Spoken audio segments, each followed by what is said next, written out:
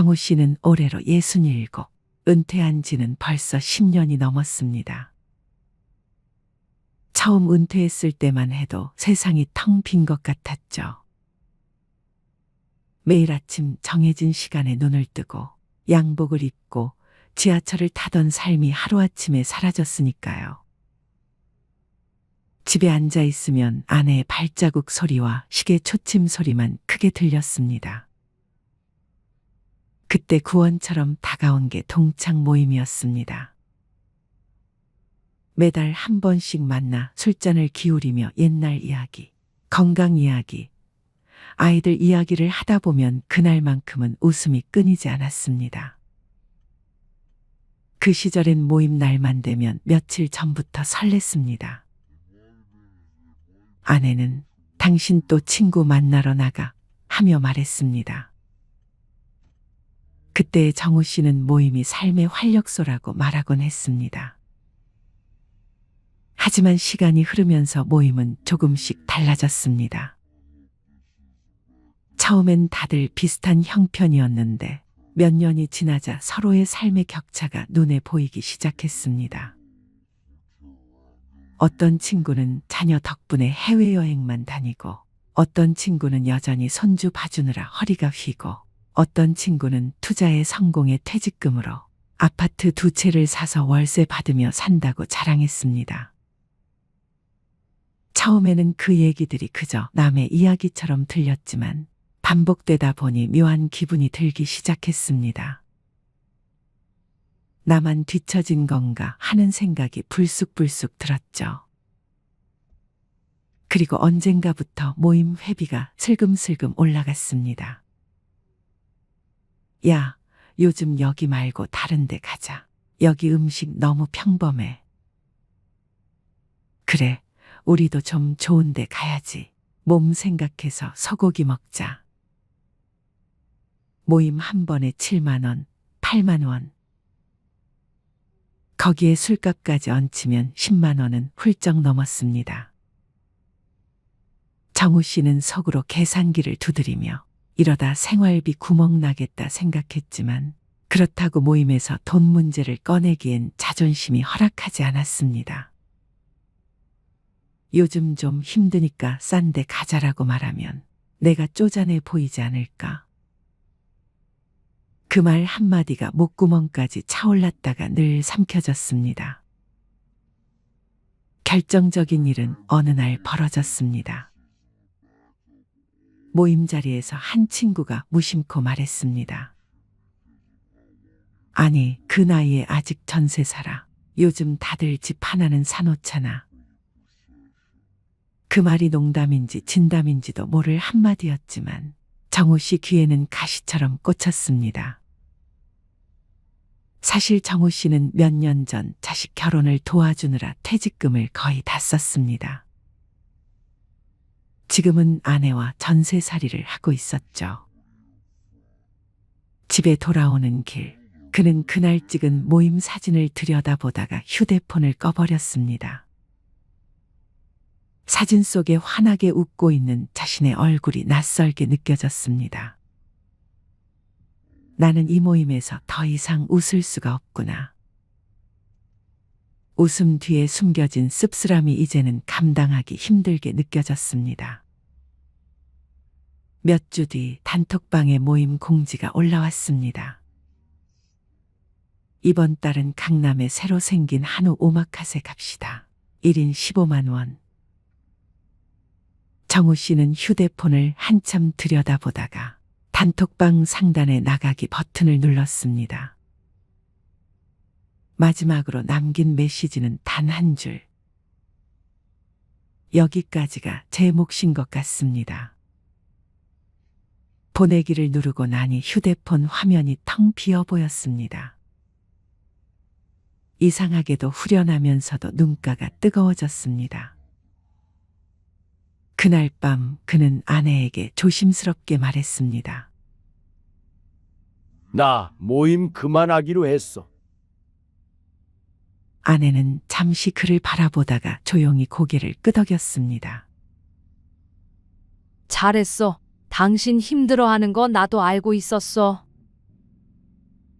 사실 요즘 이런 사람들이 많습니다. 모임을 끊는 이유는 단순히 사람이 싫어서가 아닙니다.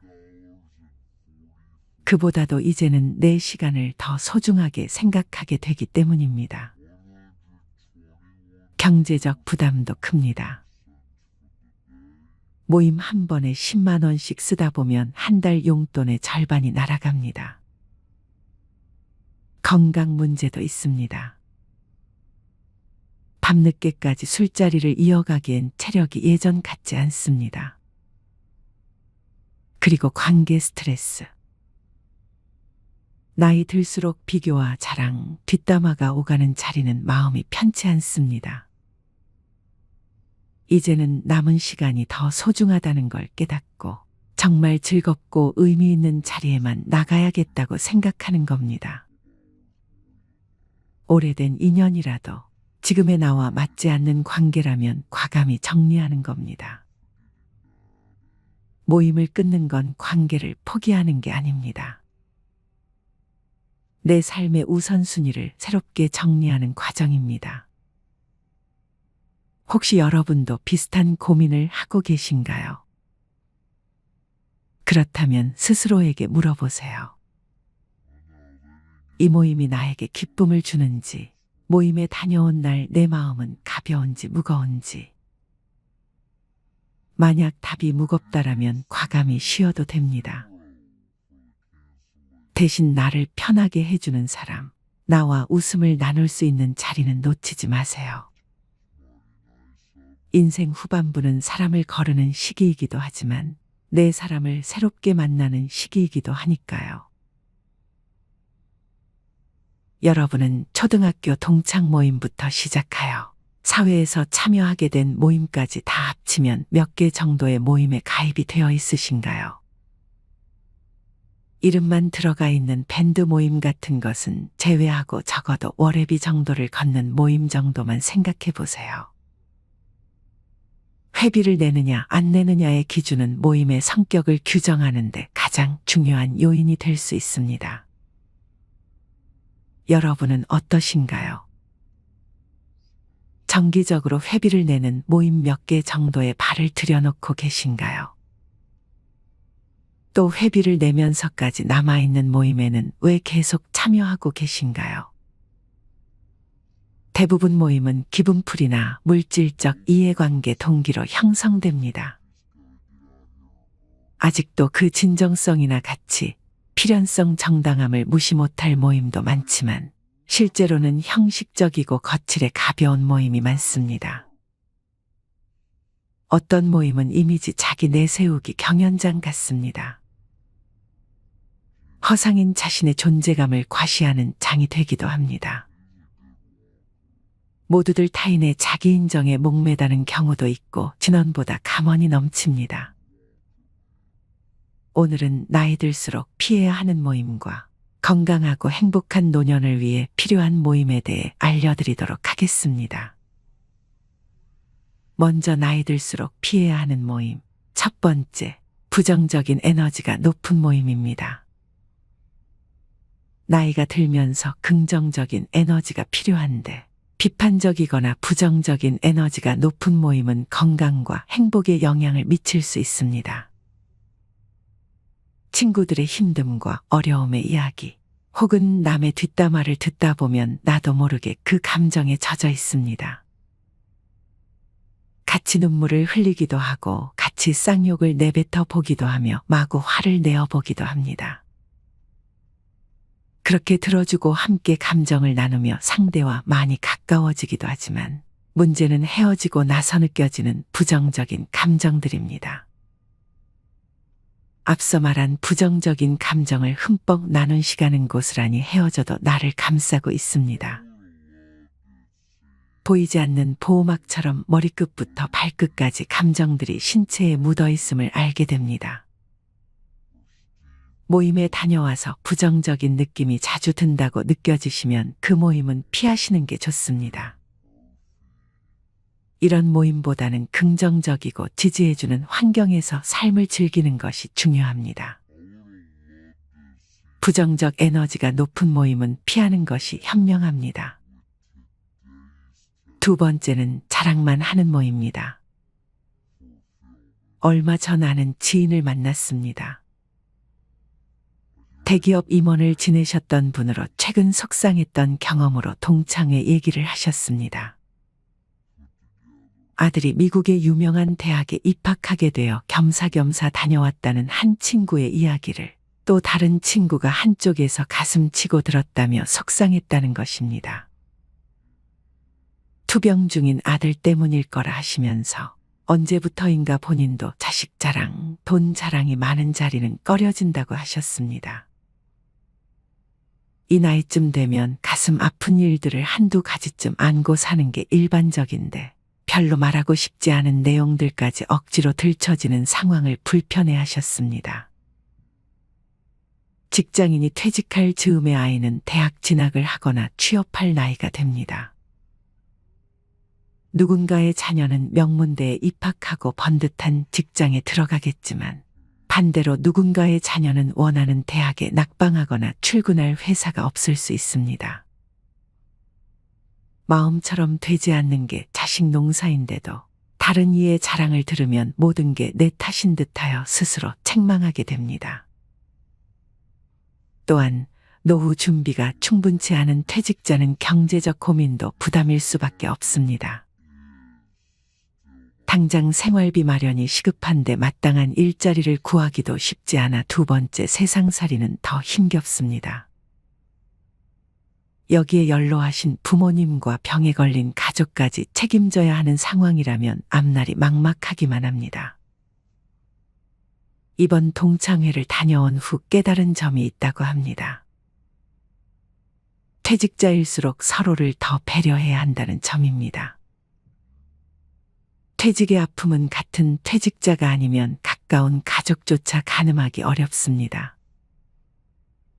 그래서 퇴직자들은 더더욱 나를 드러내기에 앞서 타인을 이해하고 존중하는 태도를 가져야 합니다. 나의 말 한마디가 다른 사람에게 빗으로 꽂히고 내 행동 하나가 상처가 될 수 있기 때문입니다. 무슨 말을 해야 할지 모르겠다면 그저 조용히 지켜보거나 찬찬히 들어주기만 해도 좋을 것 같습니다. 경우에 따라서는 과도한 관심도 버거울 때가 있습니다.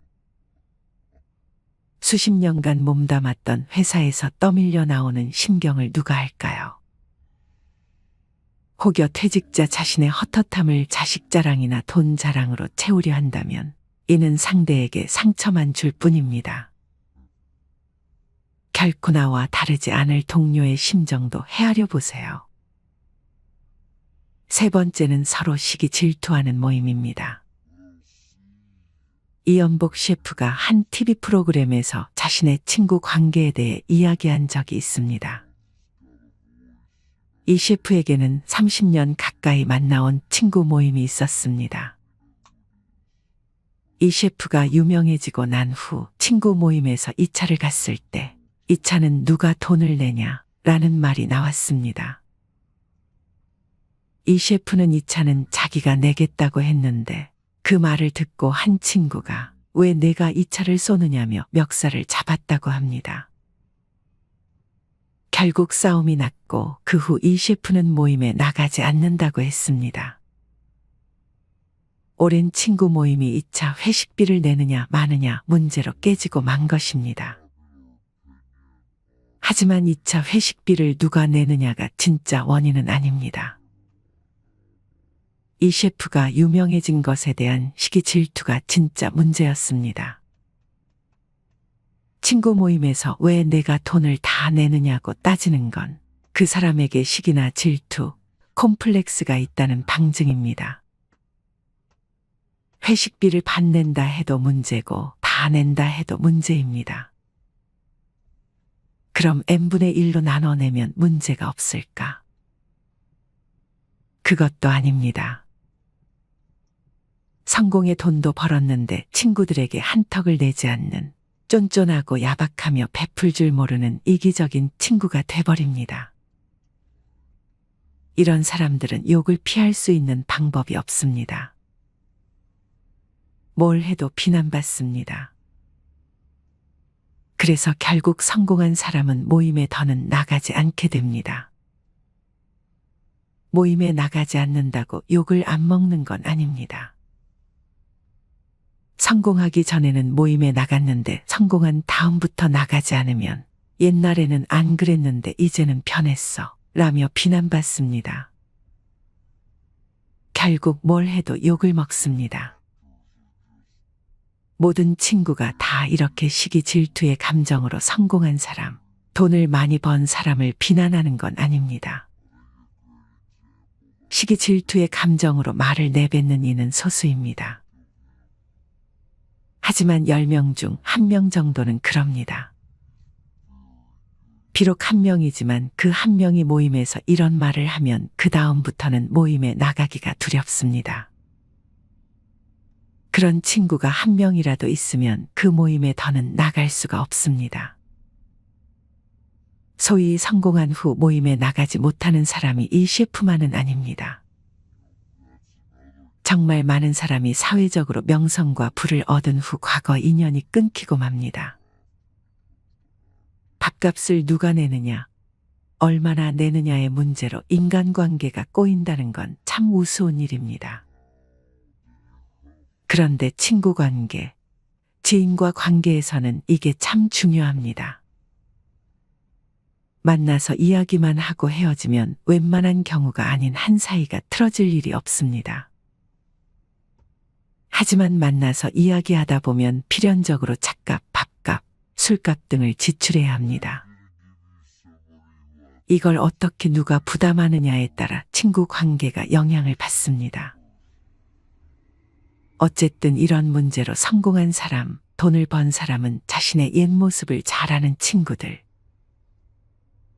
즉 자기가 잘 나가기 전, 성공하기 전부터 알고 지낸 친구들 모임에 나가기가 힘듭니다. 업무와 관계없이 순수한 인간관계를 이어나갈 수 있는 좋은 모임이라 해도 소위 성공했다는 사람은 나가기가 어렵습니다. 성공한 후 사람이 변해서 모임에 나가지 않는 게 아닙니다. 모임에서 상처를 받아 다음부터는 안 나가게 된다는 게 좀 더 정확한 답입니다.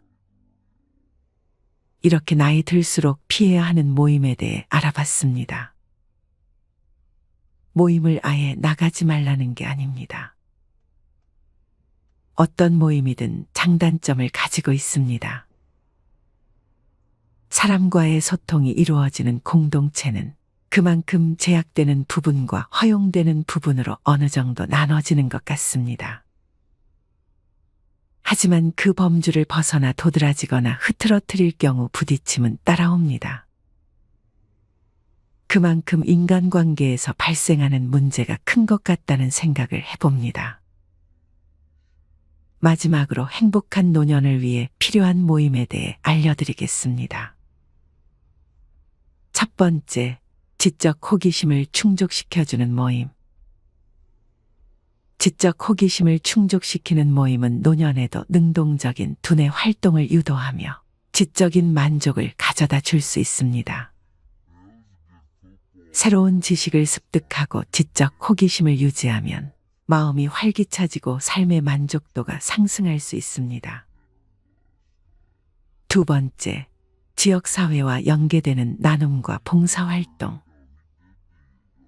지역사회와 연계되는 나눔과 봉사활동은 사회적 연대감을 높이며 유익한 사회적 활동을 통해 삶의 가치를 높일 수 있습니다.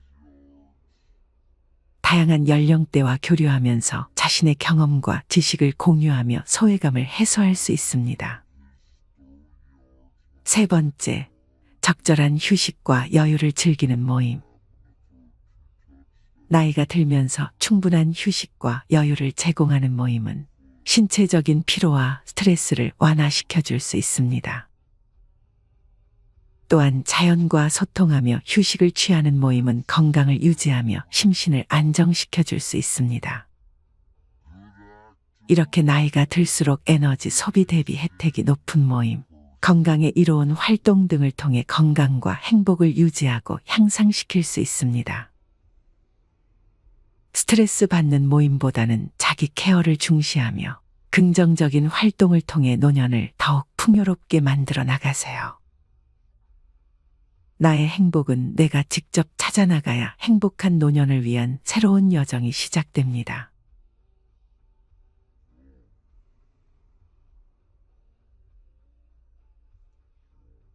여러분은 초등학교 동창 모임부터 시작하여 사회에서 참여하게 된 모임까지 다 합치면 몇 개 정도의 모임에 가입이 되어 있으신가요? 이름만 들어가 있는 밴드 모임 같은 것은 제외하고 적어도 월회비 정도를 걷는 모임 정도만 생각해 보세요. 회비를 내느냐 안 내느냐의 기준은 모임의 성격을 규정하는 데 가장 중요한 요인이 될 수 있습니다. 여러분은 어떠신가요? 정기적으로 회비를 내는 모임 몇 개 정도에 발을 들여놓고 계신가요?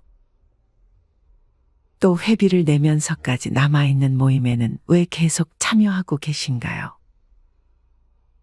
대부분 모임은 기분풀이나 물질적 이해관계 동기로 형성됩니다.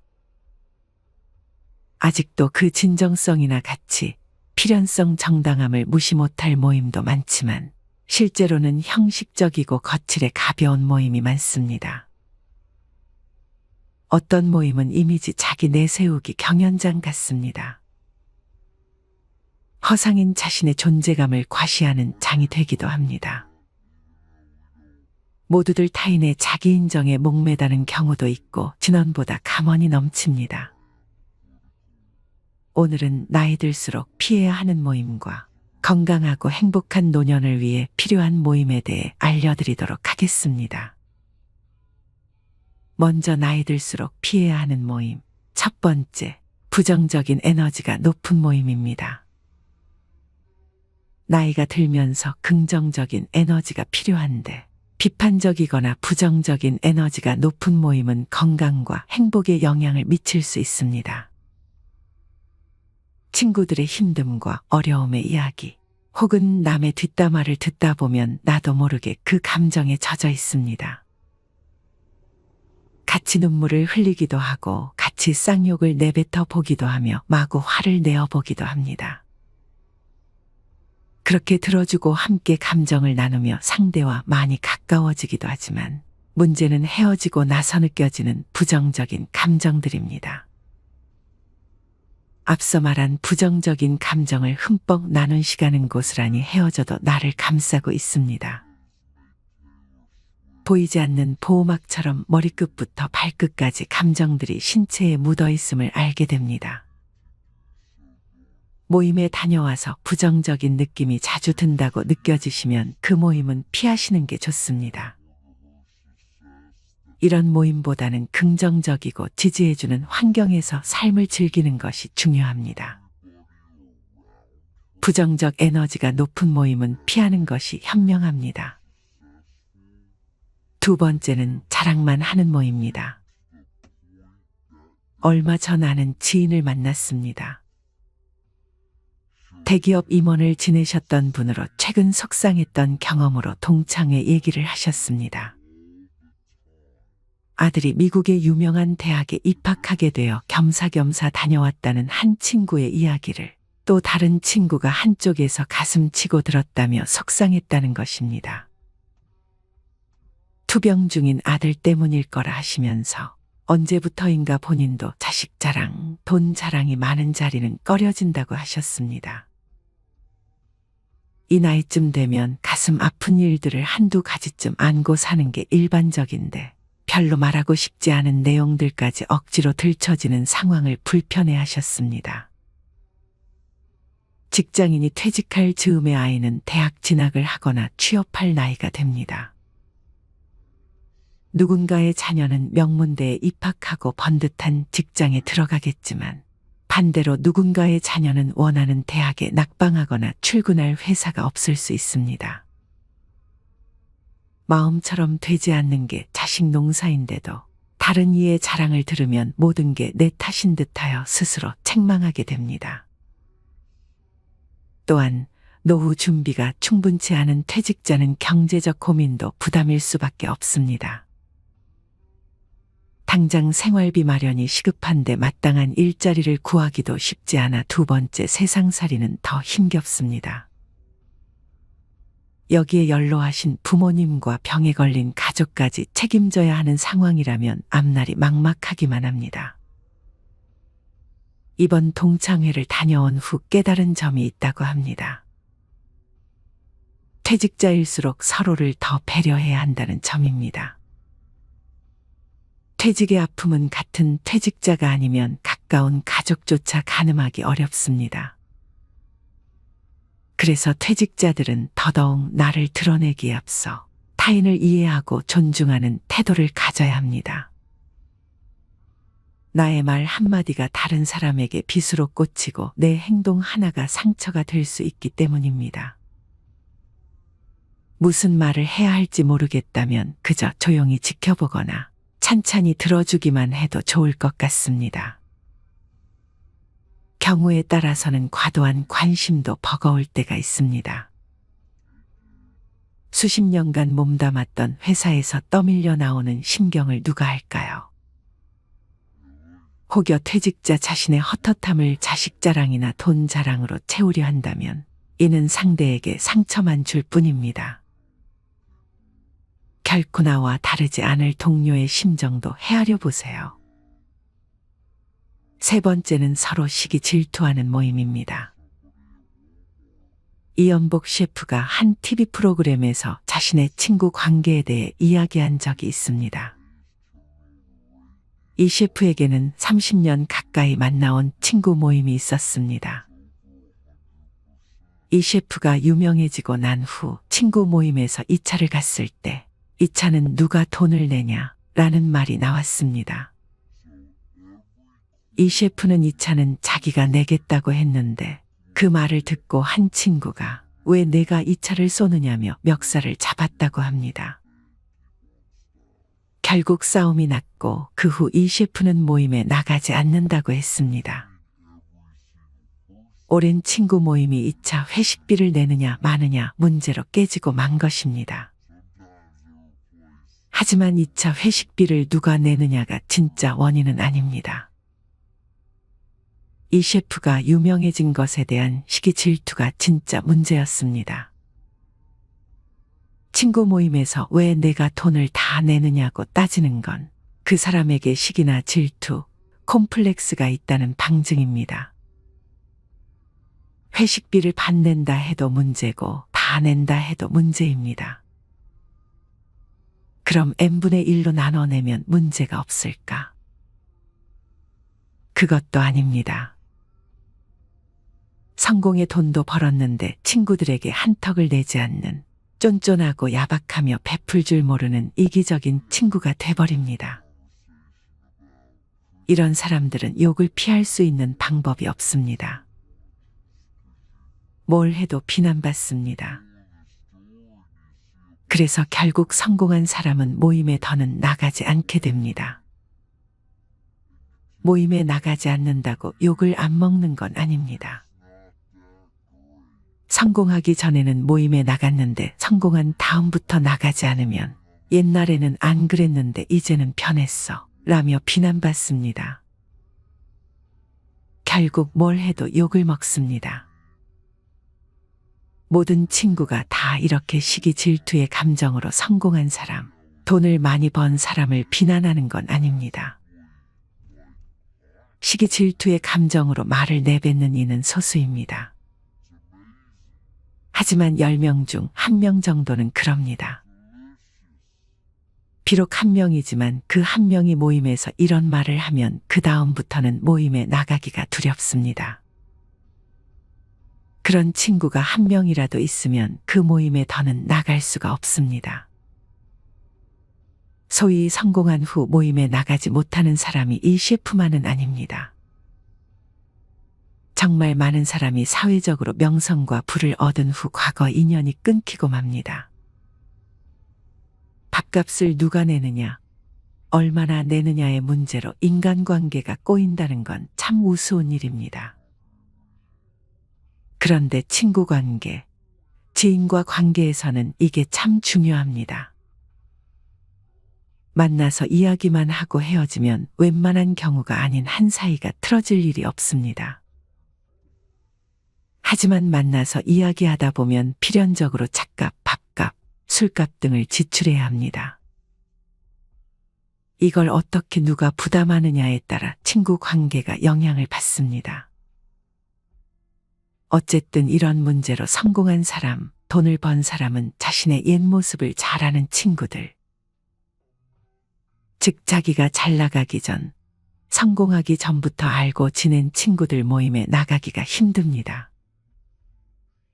업무와 관계없이 순수한 인간관계를 이어나갈 수 있는 좋은 모임이라 해도 소위 성공했다는 사람은 나가기가 어렵습니다. 성공한 후 사람이 변해서 모임에 나가지 않는 게 아닙니다. 모임에서 상처를 받아 다음부터는 안 나가게 된다는 게 좀 더 정확한 답입니다. 이렇게 나이 들수록 피해야 하는 모임에 대해 알아봤습니다. 모임을 아예 나가지 말라는 게 아닙니다. 어떤 모임이든 장단점을 가지고 있습니다.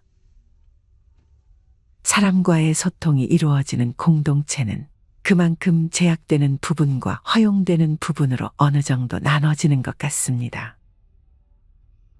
하지만 그 범주를 벗어나 도드라지거나 흐트러뜨릴 경우 부딪힘은 따라옵니다. 그만큼 인간관계에서 발생하는 문제가 큰 것 같다는 생각을 해봅니다.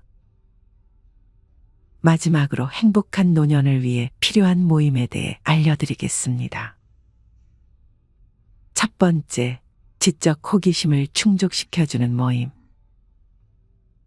지적 호기심을 충족시키는 모임은 노년에도 능동적인 두뇌 활동을 유도하며 지적인 만족을 가져다 줄 수 있습니다. 새로운 지식을 습득하고 지적 호기심을 유지하면 마음이 활기차지고 삶의 만족도가 상승할 수 있습니다. 두 번째, 지역사회와 연계되는 나눔과 봉사활동. 지역사회와 연계되는 나눔과 봉사활동은 사회적 연대감을 높이며 유익한 사회적 활동을 통해 삶의 가치를 높일 수 있습니다. 다양한 연령대와 교류하면서 자신의 경험과 지식을 공유하며 소외감을 해소할 수 있습니다. 세 번째, 적절한 휴식과 여유를 즐기는 모임. 나이가 들면서 충분한 휴식과 여유를 제공하는 모임은 신체적인 피로와 스트레스를 완화시켜 줄 수 있습니다. 또한 자연과 소통하며 휴식을 취하는 모임은 건강을 유지하며 심신을 안정시켜 줄 수 있습니다. 이렇게 나이가 들수록 에너지 소비 대비 혜택이 높은 모임, 건강에 이로운 활동 등을 통해 건강과 행복을 유지하고 향상시킬 수 있습니다. 스트레스 받는 모임보다는 자기 케어를 중시하며 긍정적인 활동을 통해 노년을 더욱 풍요롭게 만들어 나가세요. 나의 행복은 내가 직접 찾아나가야 행복한 노년을 위한 새로운 여정이 시작됩니다.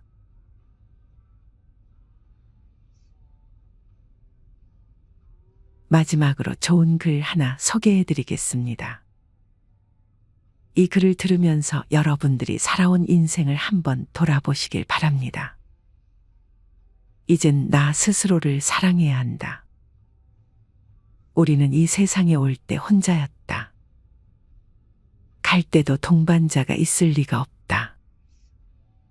사람으로 사는 것은 필경 외로운 일일 것이다. 고독을 즐기다가 새로운 인생을 만난 사람도 있고 오랜 동행의 종지부를 찍은 사람도 있다. 내 삶의 가치는 결코 타인에 의해, 타인이 만들어 놓은 상황에 의해 매겨지는 것이 아니다.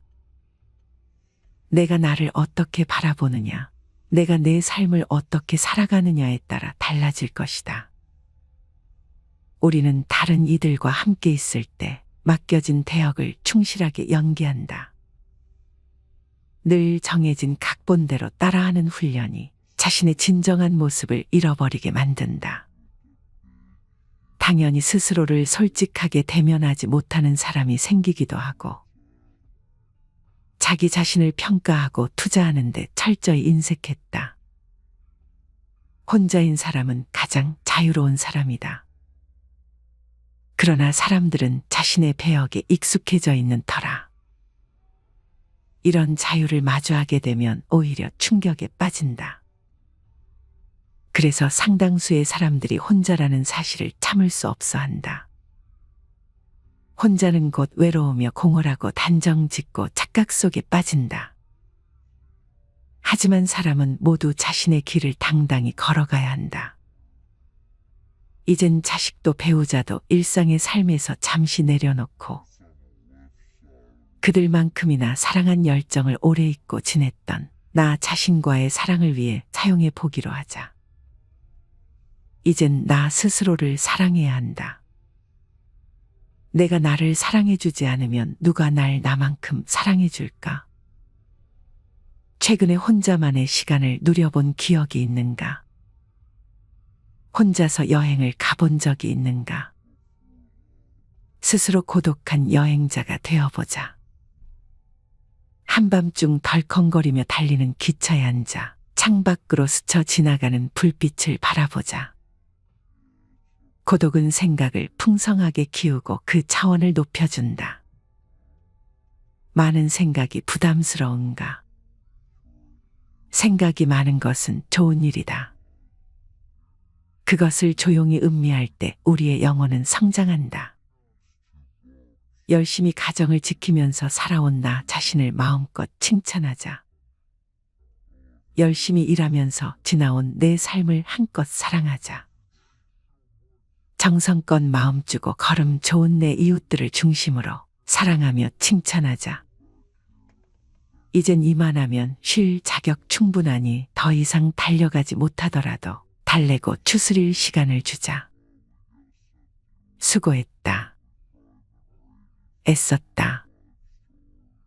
육신이 너덜너덜해질 만큼 약해진 나 자신에게 위로와 칭찬과 용기를 보내주자. 욕심부리고 때를 쓰고 푼 나 자신조차 따스하게 보듬으며 이해해주자. 잠시 거울 속에 내 얼굴을 정면으로 쳐다보자. 노화를 느낀 언젠가부터 자세히 보기 싫어진 내 얼굴이지만 오늘은 거울 속에 내 얼굴을 정면으로 뚫어져라 바라보자.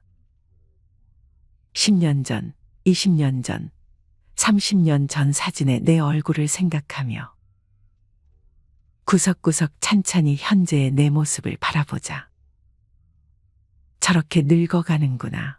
나는 우울하고 안쓰러운 마음이 들 것이다. 그 얼굴에는 굴곡의 세월과 기쁨, 서러움의 시간이 묻어있고 사랑과 이별과 망각의 시간들이 묻어있다. 내 얼굴이지만 수많은 세월 동안 진지한 대화 한 번 없이 남의 물건처럼 방치해둔 내 모습이다. 언제 이렇게 수많은 주름살이 얼굴을 도배했을까? 언제 이렇게 떨어진 꽃잎의 색깔처럼 피부는 갈색 침전이 되었을까? 한때는 거울 속에 저 얼굴에도 신혼의 싱그러움이 있었다. 애들 초등학교 입학식 때 희망에 찬 젊은 부모의 기계가 있었을 것이다. 경제적 궁핍함에 힘든 세월 속에서도 꿋꿋이 웃음을 잃지 않던 얼굴이었고 애들의 교육 문제로 일희일비하던 극성스런 부모의 얼굴이었다. 갑자기 먼 길 떠나는 부모님과의 영원한 이별을 회한의 눈물로 보내드린 얼굴이었고 지금은 당시 부모님의 얼굴로 쓸쓸히 거울 속에 있다. 낯설게 변해버린 굳은 무표정의 얼굴에게 이젠 진정으로 좋은 표정을 선물해주자. 지난 세월 근심과 걱정 속에서 찌들어간 내 얼굴에게 앞으로는 웃음과 희망을 전해주고 더 이상 주름살은 남겨주지 않도록 노력하자. 열심히 살아온 내 얼굴에게 그동안 너무 고마웠다고 말해주자.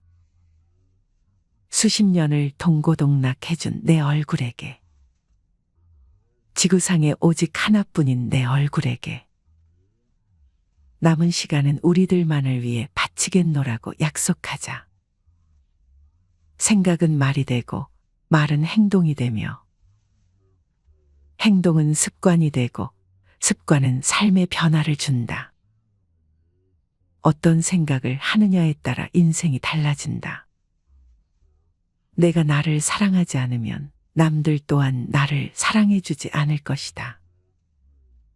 첫 번째, 내가 제일 좋아했던 취미 생활을 시작하자. 두 번째, 내가 진짜 가보고 싶은 여행지로 훌쩍 떠나자. 세 번째, 신발은 지금까지 신었던 가격보다 좀 비싼 걸로 투자하자. 네 번째, 마음을 터놓을 수 있는 친구에게 당장 전화해보자. 다섯 번째, 아직 용서해주지 않았던 사람이 있다면 가슴을 열고 용서해주자. 그러면 내가 편해진다. 여섯 번째, 거리가 멀더라도 맛집으로 이름난 식당을 찾아 나 자신에게 음식 선물을 해주자. 일곱 번째, 매일 아침 눈을 뜨는 순간 나는 사랑받기 위해 태어난 사람이고 지금 이 순간이 가장 행복한 사람이라고 외치자. 이 글을 읽은 모든 사람이 과거에 어떻게 살았던 지금 당장부터 행복했으면 한다. 거울 속의 낯선 나를 이젠 진정 사랑하는 대상으로 친하게 지내며 먼 훗날 영원한 안식 여행을 떠날 때 너와 나 우리는 행복한 삶을 살았다고 말할 수 있었으면 얼마나 좋을까. 내가 먼저 내 얼굴을 사랑해라고 말하고 바로 행동을 했으면 합니다. 나를 없인 여기지 말고 위대하고 또 위대한 소중하고 귀한 사람이 당신임을 잊지 말고 살았으면 합니다. 나는 지구상 하나뿐인 내 얼굴을 사랑합니다. 왜냐하면 한평생 희노애락을 같이 경험하며 살아온 얼굴이니까요. 이제는 늦기 전에 인생을 즐겨라. 아주 오래 살 것처럼 행동하면 어리석다. 걷지도 못할 때까지 기다리다가 인생을 후회하지 말고 몸이 허락하는 한 가보고 싶은 곳 여행하라. 혹시 병 들더라도 겁먹거나 걱정하지 마라. 태어나서 늙고 병들고 죽는 것은 누구에게나 오는 것 아닌가. 몸은 의사에게 맡기고 목숨은 하늘에 맡기고 마음은 스스로 책임져야 한다. 자식들이나 손자에 관한 일은 눈으로 보고 귀로 듣기만 하고 입은 꼭 다무셔라. 자신이 자신을 최고로 여기고 자신을 대접하며 살다가 생로병사에 순응하며 살자. 머물듯 가는 것이 세월인 것을